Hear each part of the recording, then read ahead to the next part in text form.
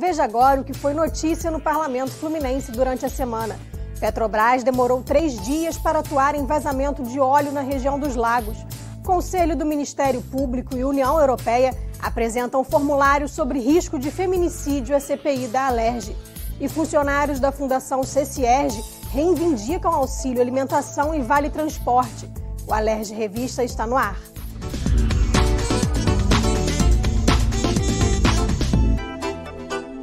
Estudo realizado pela Defensoria Pública Federal revela que cerca de 65 pessoas morrem por dia no estado por falta de leitos de UTI, que servem de retaguarda para situações de urgência e emergência. O tema foi debatido durante a audiência da Comissão de Saúde.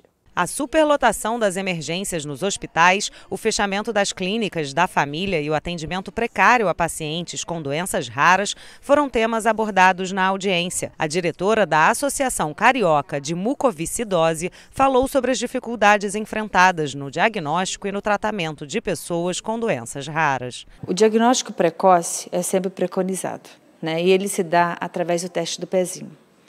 Hoje nós temos problemas seríssimos em relação a este diagnóstico, porque ele não está acessível à rede pública. Já tivemos diagnósticos de crianças que ficaram internadas em terapias intensivas, por desconhecimento também da classe médica, porque a gente sabe que as doenças raras elas exigem conhecimentos específicos, e hoje ainda temos problemas em relação a essa informação. E a importância da capacitação da equipe médica de atenção básica. Em 2016, o estado deixou de fazer mais de 104 mil testes do pezinho em recém-nascidos, exame fundamental para diagnosticar precocemente diversas doenças e até evitá-las. Foram muitas crianças que não tiveram o diagnóstico feito, embora tenham tido. Eles retiraram o sangue para fazer o teste nas maternidades, mas não foi feito o exame. Então, agora, aparece nos consultórios, por exemplo, de doença falciforme, muita criança com diagnóstico tardio, ainda bastante lesada. E fibrose cística, fenilcetodúria, muitas crianças foram a óbito. Então, nós pedimos que alguma providência tem que ser tomada. Ela disse ainda que cerca de 65 pessoas morrem por dia no estado por falta de leitos de retaguarda. Além dessas mortes, alguns hospitais estão se recusando a receber esses pacientes, o que ocasiona esses óbitos assim fora do comum. Nós temos ação civil pública para a reabertura de leitos do Hospital Municipal Pedro II, de terapia intensiva, que estão fechados, e do Albert Schweitzer também, são leitos que estão também bloqueados. Além disso, também temos ação civil pública para a abertura de novos leitos de terapia intensiva na região, no município de São Gonçalo, também no município de Petrópolis, e temos aqui na capital uma ação civil pública em que a Defensoria Pública atua com o Ministério Público do Estado do Rio de Janeiro para abertura de novos leitos de terapia intensiva, principalmente aqui no município do Rio, onde está localizado o maior déficit de leitos da capital. A Secretaria Estadual de Saúde vai abrir um centro de triagem e diagnóstico para o controle e o tratamento de doenças raras até o final de 2020. A maior dificuldade hoje desses pacientes é um diagnóstico no tempo adequado. Não só pela falta de reconhecimento da doença na atenção básica, mas também pelo recurso diagnóstico, que é caro, é difícil, não é simples. Então, a criação de um centro facilitaria o diagnóstico precoce e o tratamento mais precoce possível para esses pacientes. Então, é uma pauta que o secretário está dando prioridade, esse planejamento existe. A gente não sabe ainda se vai ser especificamente com a criação de um ambulatório ou se com fomento a algum serviço que já exista, mas vai acontecer até o final de 2020. O que se pretende com essa audiência é conhecer melhor esse diagnóstico, não só das doenças raras, que o profissional que está na ponta não consegue identificar, portanto, o diagnóstico não é feito quanto deve, o encaminhamento para os setores específicos, como o IEE, não acontece, então a gente está vendo a boa notícia trazida pela Secretaria Estadual de Saúde da criação de um centro de referência, mas será preciso, sem dúvida nenhuma, a continuidade da observação desse problema, de modo que haja esse aumento dos leitos de retaguarda, de modo que haja um diagnóstico preciso da doença rara com consequente atendimento. A presidente da comissão disse ainda que apresentou um projeto de lei para capacitação de profissionais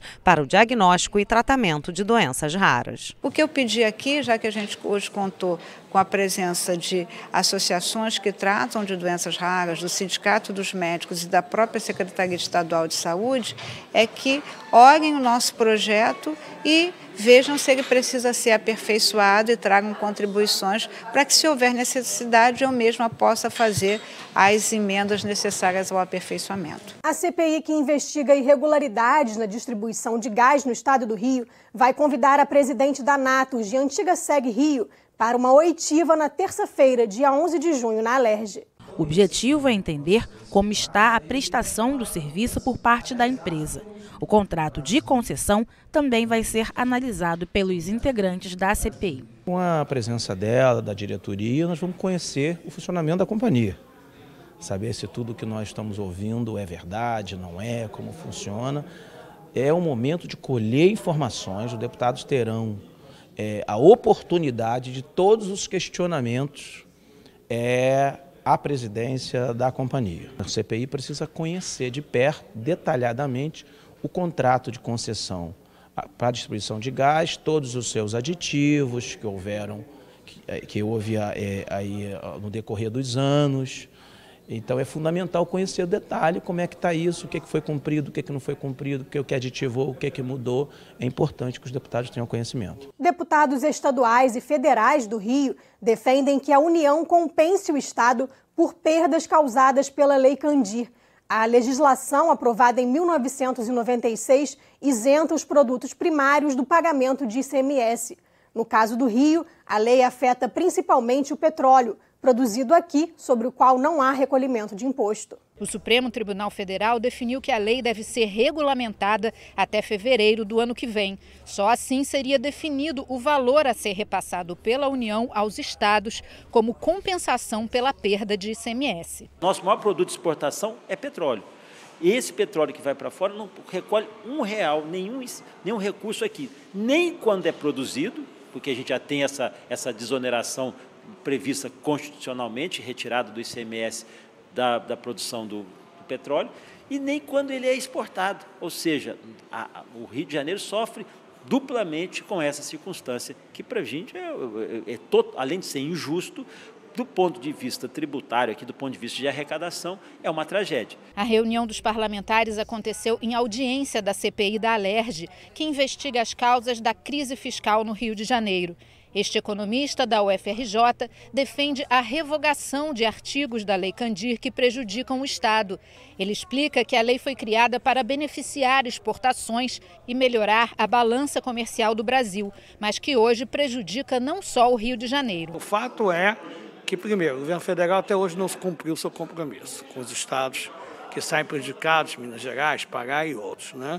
Segundo, a situação mudou radicalmente de lá para cá, então a gente precisa sentar na mesa e verificar isso. E terceiro, o Rio de Janeiro tem uma situação absolutamente insustentável. Outro problema apontado é a lei da partilha dos royalties, aprovada em 2012 e suspensa por uma liminar do STF. Caso entre em vigor, o Rio ficaria numa situação ainda pior, porque ela divide os recursos dos royalties para todos os estados, inclusive os que não são produtores de petróleo. O Supremo deve votar a matéria em novembro. Para o presidente da CPI, deputado Luiz Paulo, parlamentares e o governador precisam se unir e encontrar uma saída para o Rio. Eu acho que o instrumento de pressão, que foi mais ou menos aqui consensuado entre deputados federais e estaduais, é você trabalhar para revogar os artigos da Lei Candir, que permite que a produção primária semi-manufaturada seja isenta de ICMS. Em linguagem popular, aqui no Rio de Janeiro, a gente poder cobrar o ICMS na exportação do petróleo. Os estados estão praticamente quebrados, o Rio de Janeiro talvez um dos mais graves, E a União não se mexe.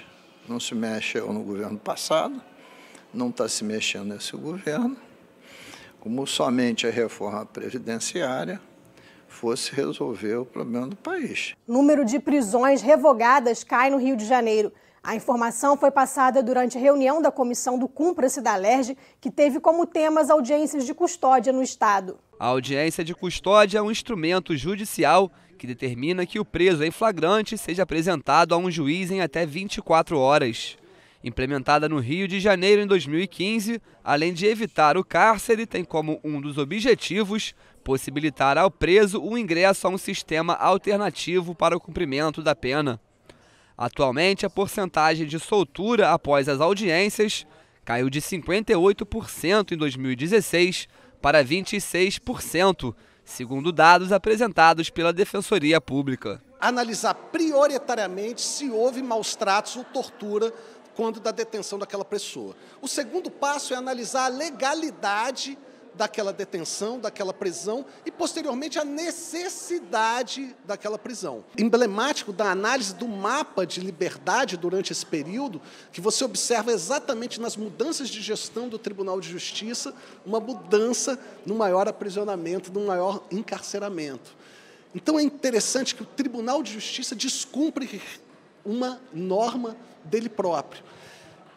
E essa instabilidade do juiz, isso não existe num processo democrático. É necessário que as questões sejam públicas e sejam regulamentadas e a gente avance, né, e retorne a um número aceitável de liberdades. Para o Ministério Público, as audiências de custódia não podem ser vistas exclusivamente como ferramenta para o desencarceramento. A representante do órgão acredita que a construção de novas unidades prisionais seria uma alternativa mais eficaz no combate à superlotação dos presídios.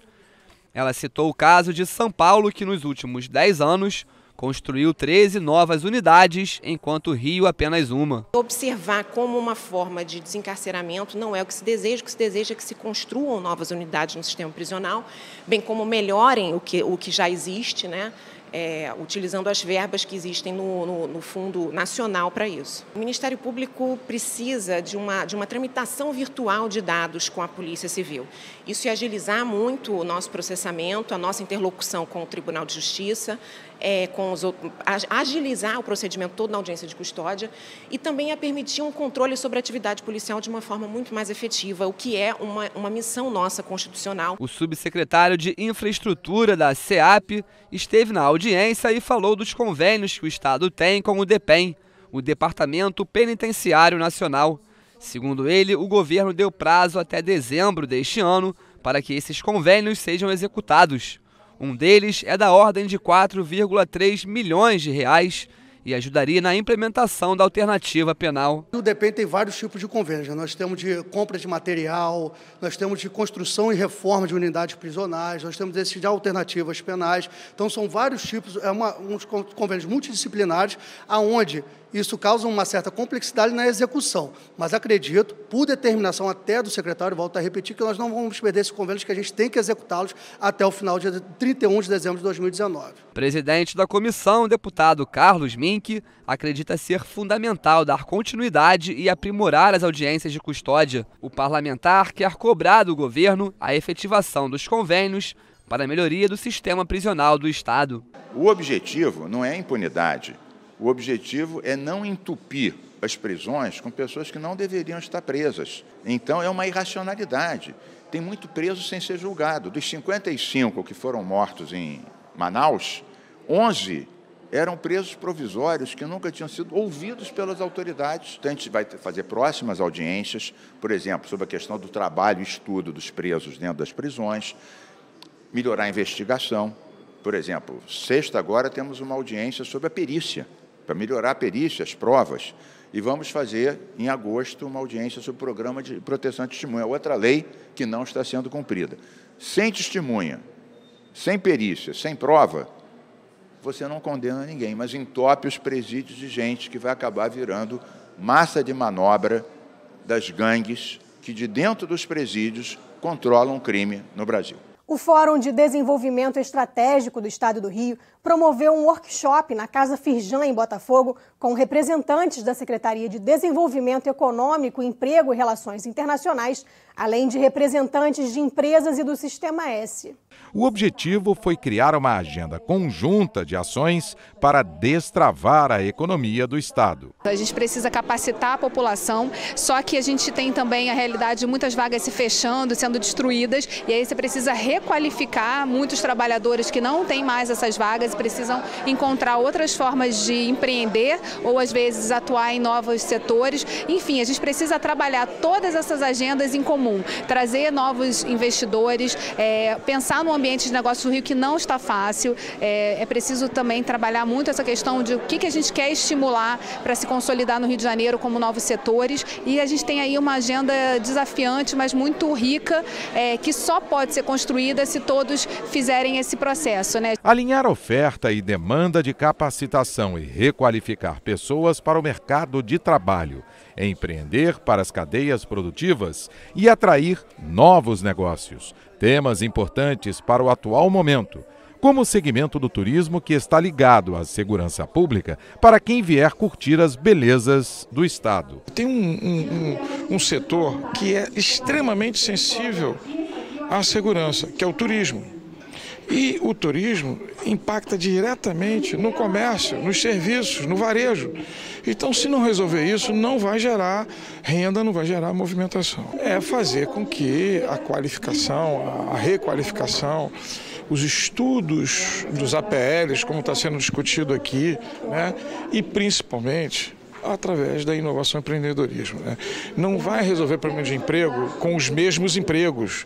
O Estado, o Brasil vai crescer e não vai diminuir consideravelmente o número de desempregados, porque os empregos estão mudando. Está mudando o perfil do empregado. As discussões entre participantes acontecem em torno de mesas específicas. O debate em cada uma das ilhas do conhecimento gera criatividade, ideias, na busca de soluções a serem apresentadas, cujo único objetivo é ajudar o Rio a sair da crise. Os poderes executivo e legislativo, entidades empresariais e as universidades também participaram. É por isso que a gente está fazendo esse esforço conjunto de colocar esses atores envolvidos, né, trazendo olhares diferentes, né, perfis diferentes, para justamente pensar junto numa visão, numa governança, numa agenda para resolver essas questões. Servidores da Secretaria Estadual de Administração Penitenciária criticam o projeto de lei que autoriza o Poder Executivo a contratar parceria público-privada para a construção e administração de presídios no Estado. O tema foi debatido pela Comissão de Segurança Pública da Alerj. O texto do projeto diz que a empresa privada poderá explorar o trabalho de presos, que não estará sujeito à consolidação das leis do trabalho e ficará assegurado ao detento assistência jurídica, atendimento médico, odontológico, psicológico, programas de ensino e atividades laborais. De acordo com a justificativa do projeto, o Estado possui quase o dobro de presos para a capacidade do sistema penitenciário. São cerca de 51.500 detentos para aproximadamente 28 mil vagas. A cadeia pública Tiago Teles, no município de São Gonçalo, é a pior taxa de detentos do estado. O local, que tem 630 vagas, abriga hoje quase 2 mil detentos. A justificativa sobre a superlotação nos presídios não convenceu os servidores da SEAP, que são contrários ao projeto. Esse projeto ele é nocivo à própria existência da categoria, porque ele delega a particular a atividade, as atribuições do inspetor penitenciário no Rio de Janeiro. Então nós somos totalmente contrários, porque nós entendemos que essa atividade é típica de Estado, é essencial à segurança pública. Então nós temos que nos confrontar a essa delegabilidade da atividade do inspetor penitenciário para a iniciativa privada. O subsecretário de Tratamento Penitenciário disse que a SEAP criou uma comissão que analisa a criação de novas vagas e a possibilidade de uma nova modelagem do sistema penitenciário. E o relatório final do trabalho será encaminhado para a Comissão de Segurança Pública da Alerj. Existe a comissão que está apurando isso. Depois desse parecer, através do pedido oficial da deputada Mata Rocha, ele vai enviar aqui para a Alerj. para que possa ser acompanhado e um parecer da categoria, junto ao governo do Estado. O deputado Rosenberg Reis, autor do projeto, disse que críticas fazem parte do sistema democrático. É uma casa democrática, um lado defende uma ideia, o outro lado defende outra ideia, mas a minha ideia principal aqui é desonerar o Estado. O Estado não pode pagar essa conta sozinho. O governador defende isso também, e a parceria pública-privada ela pode ser tanto 100% o privado aportar, cobrar para aquele serviço e ainda pagar uma outorga ao Estado. O Estado arrecadar com isso ainda. O Estado não pode ficar com essa conta sozinho. O vice-presidente da comissão, deputado Coronel Salema, que presidiu a audiência, afirmou que o grupo precisa de mais dados para analisar a proposta. Hoje foi importante a gente ouvir vários lados, né? Acaba que a gente vai aglutinando conhecimentos, né? Cada um dando a sua opinião, mas foram apresentados poucos dados. Então foi exigido aqui pelos demais membros aqui da nossa comissão, para que na próxima reunião nossa aqui, possivelmente em agosto, cada segmento traga, né, isso aí com dados concretos, para a gente ter mais embasamento para fazer nossas decisões. No próximo bloco, funcionários da Fundação CCERJ reivindicam auxílio alimentação e vale transporte. O Alerj Revista volta já.